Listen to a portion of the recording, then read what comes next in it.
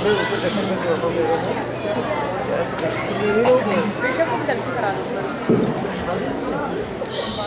Guruji. Hello, Guruji. Guruji, good evening. કેમ છો ગુરુજી?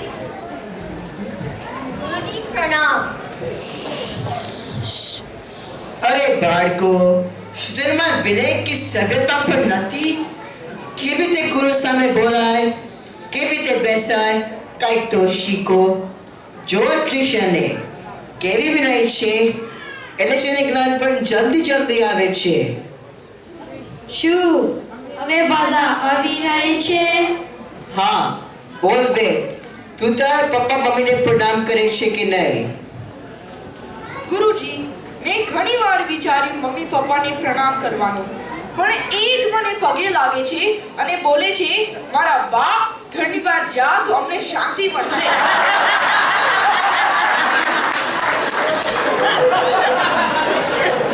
અરે કે તું પ્રણામ કરે છે કે નહીં? અરે ગુરુજી, ઇંગ્લિશનો જમાનો છે એટલે આપણે હાથ ઉછીને કહી હાય ડેડ, હાય મોમ, એમ જ કહે, એમ જ આપણી ઇમ્પ્રેશન પડે. ટીયા, ટીયા, તમારી શું હાલત છે?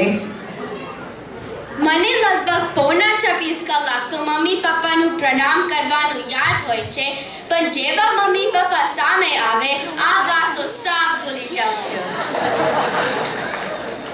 સાચી, આ કપ્પા પાછીની તોડકીમાં તારું સ્થાન કેવું છે? સાચું કહો ગુરુજી, હું તો મમ્મી પપ્પાને પ્રણામ કરતા બહુ જ શરમ આવે છે. ટ્રિશિયા, તું તો આ તોડકીમાં ભળી ગઈ નથી ને? ના ના ગુરુજી, હું તો રોજ મમ્મી પપ્પાની પ્રણામ કરું છું એ અંતરના આશીર્વાદ લઉં છું. શાબાશ ટ્રિશિયા, શાબાશ. જુઓ બાળકો, શીખો આ ટ્રિશિયા પાસેથી. જો તમે માતા પિતા કે ગુરુનો અભિનય કરશો તો ગાંડા બનશો. જોઈ છે ને મેથ્યુ હોસ્પિટલ, કેવા હોય છે બિચારા પાગલો. ગુરુજી, મેં 2 પાગલો જોયા હતા. એક પાગલ ટેબલ પર ચડીને ઉલટી ખીલી દીવાલમાં મૂકતો હતો, એ અંદર નથી જતી. તો બીજો પાગલે આઈને કહ્યું કે આ ખીલી એ દીવાલ પાસે જા અને મૂક. તો પહેલો પાગલે કર્યું, ત્યાં જઈને અને અંદર ગઈ. તો પહેલો પાગલે કહ્યું, તને કેવી રીતે ખબર કે અહીંયા લાગી જશે? તો બીજો પાગલે કહ્યું, આ ખીલી એ દીવાલની નથી પણ આ દીવાલની છે. હા ગુરુજી, હું પણ તાજમહેલ જોવા ગયો હતો. ત્યાં મેં 2 ગાંડા જોયા હતા. પેલો ગાંડો કહે, હું તાજમહેલ ખરીદી લઈશ. બીજો ગાંડો કહે, ના ના ના, હું તાજમહેલ ખરીદી લઈશ. બંને વચ્ચે રકઝક થતી હતી ત્યારે ત્રીજો ગાંડો આવ્યો. એ કહે, તમે કેવી રીતે તાજમહેલ ખરીદશો? મને તો વેચવો જ નથી. આ સાંભળીને ખડખડા હસવા લાગ્યો. અરે ગુરુજી, અમે ચોપાટી ગયા અને ત્યાં 2 ગાંડા હોડીમાં બેઠા હતા. એક ગાંડા બીજા ગાંડાને કહ્યું, આ હોડી ડૂબી ગઈ તો? બીજું કહે, આપણું તો કામ થઈ જશે, હોડીના ટિકિટના પૈસા પણ બચી જશે. હું આ સાંભળીને ગાંડાની જેમ હસવા લાગી. ગુરુજી, મેં 2 ગાંડા જોયા હતા, એરપોર્ટ આગળ ઊભા હતા. પેલો ગાંડો કહે છે, આ પ્લેન કેટલો ખરાબ લાગે છે, ચાલો આપણે રંગી દઈએ. બીજો ગાંડો કહે છે, ના ના, હમણાં કરશું તો બહુ જ રંગ જોશે, પ્લેન ઉડશે તો નાનું થઈ જશે, તો એક પીસીમાં કલર આવી જશે. આ સાંભળીને તો ખડખડાટ હસવા લાગી.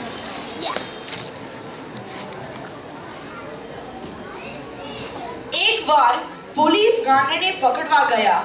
પોલીસે કહ્યું, અમને તને ચારે બાજુથી ઘેરી લીધો છે. તો ગાંડો કે, બહુ સરસ, હવે ગરબા ચાલુ કરો. અરે વેદ, અનિકેત, સાચી રે ટિયા, તમે ગાંડાની વાત મૂકો અને ભણવા બેસો. ના ના ગુરુજી, આજે તો અમારો ભણવાનો મૂડ જ નથી.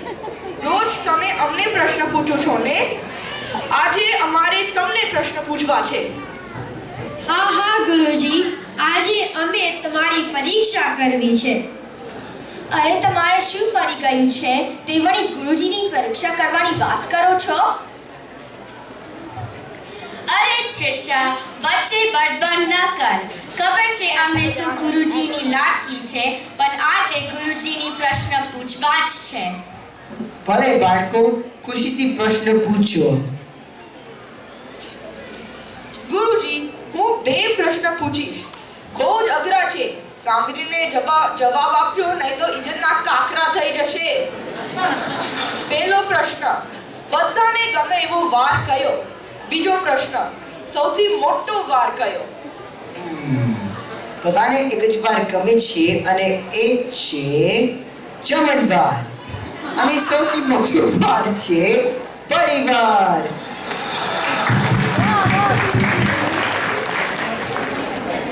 અરે ગુરુજી, તમને તો બંને પ્રશ્ન આવી ગયા, પણ હવે મારા 2 પ્રશ્ન જવાબ આપો તો ખરા કહું. પહેલો પ્રશ્ન, પાડી તો છું પણ કૂતરો નથી, નકલ કરું છું પણ વાંધો નથી, કહું હું કોણ? બીજો પ્રશ્ન, અડધું છું ફળ, અડધું છું ફૂલ, કાળો રંગ મારો પણ સ્વભાવ મીઠું મધુર છું. આ તો સાચી જગરાત પ્રશ્ન છે, પણ જવાબ તો આપવો જ પડશે ને. હા, પાડી તો હોય અને નકલ કરતો હોય તો હોય છે પ્યારો પોપટ. અને અડધું ફળ અડધું ફૂલ, કાળું અને મધુર તો હોય છે ગુલાબ જાંબુ.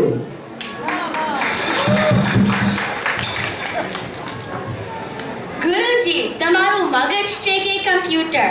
પ્રશ્ન જવાબ આવડી જ જાય છે, પણ મારા પ્રશ્ન તમારું મગજ દહીં કરી દે તેવા છે. ચાલ, પ્રશ્ન 1. डी ने डी से कहा, डी को डी में लाओ. પ્રશ્ન 2. કાકાએ કાકીને કહ્યું કે કાચનું કબાટમાંથી કાચી કેરીનું કચુંબર કાઢો. આ કયો અલંકાર છે? આ તો બડી કેવા પ્રશ્ન છે. डी ने डी से कहा, डी को डी में लाओ. हाँ, दुर्योधन ने दुशासन से कहा, द्रौपदी को दरबार में लाओ. અને બીજા પ્રશ્નનો જવાબ છે વર્ણન શકાય અલંકાર. અરે, મેં તમને પહેલા જ કહ્યું કે ગુરુજીની પરીક્ષા કરો છો, એને તો બધું આવડે. અરે ત્રિષા, હવે જોજે, આ પ્રશ્ન જવાબ ગુરુજીની નહીં આવડે. બોલો ગુરુજી, જવાબ આપો. પ્રશ્ન 1, આપવાથી વધે ને લેવાથી વધે, આ શું છે? પ્રશ્ન 2, ₹100 ની વસ્તુ ખરીદી, ₹50 ની વસ્તુ વેચનાર 1 વર્ષમાં કેવી રીતે કરોડપતિ બની ગયો? આ તો સાચી જગરા પ્રશ્ન છે.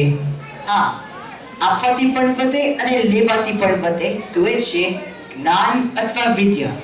અને 100 રૂપિયામાં ખરીદી 50 રૂપિયામાં વેચનાર ભાઈ પેલા અબજોપતિ થશે અને કરોડપતિ થઈ ગયા. બોલો બાળકો, પૂછાઈ ગયા તમારા પ્રશ્નો? પૂછવા છે તમારે બીજા પ્રશ્નો? ના ના ગુરુજી, અમારે કોઈ પ્રશ્ન નથી પૂછવા. જો બાળકો, માતા પિતા ગુરુનો અને વડીલોનો વિનય કરવાથી આપણે સંસ્કારી બનીએ છીએ. એમના અંદરના આશીર્વાદથી આપણે સુંદર કાર્યો કરી શકીએ છીએ અને મહાન બની શકીએ છીએ. જો એમના અનાદર કે તિરસ્કાર કરીએ તો આપણે પ્રગતિ કરી શકતા નથી. સાંભળવી છે તમારી વાત ભક્ત પુંડિતની? હા હા ગુરુજી, સંભળાવો ને. બહુ સરસ બાળકો, તો સાંભળો આ વાર્તા. મહારાષ્ટ્રમાં પંઢરપુર નામનું એક ગામ છે. એમાં એક બહુ મોટા ભક્ત રહેતા હતા. એમનું નામ ભક્ત પુંડિક. પુંડિક એમના વૃદ્ધ માતા પિતા સાથે રહેતા હતા અને રાત દિવસ એમના સેવા કરતા હતા. પુંડિકની માતા પિતાની સેવાથી ભગવાન બહુ પ્રસન્ન થયા અને પુંડિકને દર્શન આપવામાં એમના આંગણે ગયા. જ્યારે પુંડિક માતા પિતાની સેવા કરતા હતા તો ભગવાનને એક ઈંટ ઉપર ઊભા રહેવાનું કહ્યું. પુંડિક માતા પિતાની સેવા પૂરી કરીને ભગવાનને પગે લાગ્યા. પુંડિકની ઈચ્છા પ્રમાણે ભગવાન કાયમ માટે ઈંટ ઉપર વિરાજ્યા અને વિઠોબા કહેવાયા. માતા પિતાની સેવા કરતા પુંડિકને ભગવાન મળ્યા અને લોકોએ પુંડિકની યાદમાં પુંડિક અને વિઠોબાનું મંદિર બંધાવ્યું. બોલો બાળકો, આ વાર્તા સાંભળીને શું વિચારો છો? વાહ વાહ, આ તો કેટલી સરસ વાત. અમે પણ પુંડલકની જેમ માતા પિતા સેવા કરશું. હા, તેમનો આદર કરી તેમનો આશીષ લઈશું. સાચું. માતા પિતા અને ગુરુનો વિનયથી જીવન સફર કરશું. ખૂબ સરસ બાળકો, તમે સરળ છો એટલે જ તમે સાચી વાત સ્વીકારી છે.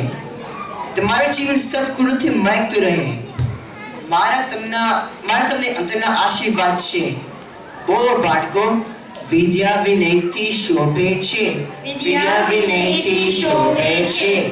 વિદ્યા વિનયથી શોભે છે. વિદ્યા વિનયથી શોભે છે. હવે બાળકો, આપણે એક ગીત ગાઈશું. કયું કરો મા બાપનું ત્યો મોટાને માન. ગુરુજી શિક્ષા માનવી કરવા પાઠ તમામ.